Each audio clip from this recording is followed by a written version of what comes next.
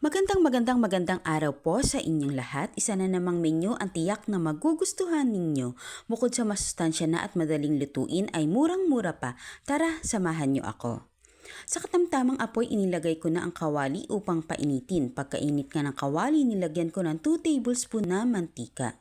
Iginisa ko na 1 medium-sized onion at 6 cloves of garlic.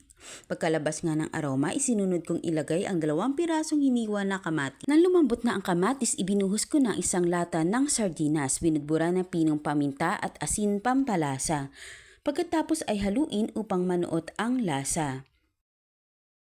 Kahit anong brand ng sardinas ay okay lang naman. Pagkagisa ng sardinas, saka ko ibinuhos ang tubig bilang pansabaw. Depende naman sa inyo kung gaano karami ang gusto nyo na sabaw. Pagkakulo ng sabaw ay inilagay ko na ang ginamit kong pechay. Inuna ko ang tangkay bago ang mga dahon ng pechay para mas maunang lumambot.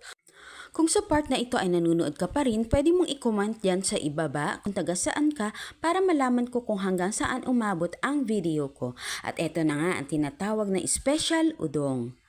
Kung hindi ka familiar, pwede kang bumili nito sa mga groceries o sa tindahan sa palengke.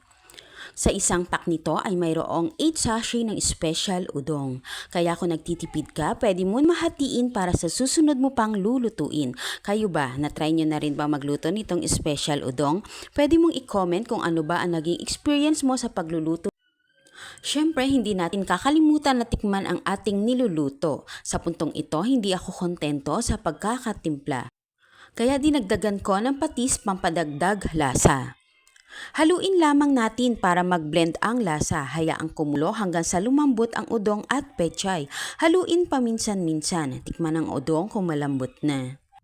Sa puntong ito, malambot na ang udong at na-achieve ko na ang consistency ng sabaw na gusto ko. Ready to serve! Let's eat! Kung nagustuhan niyo po ang aking video at may natutunan kayo, palambing naman po, paki-like, follow, and share na rin para mapanood ng inyong family, relatives, and friends. Maraming salamat po sa inyong suporta.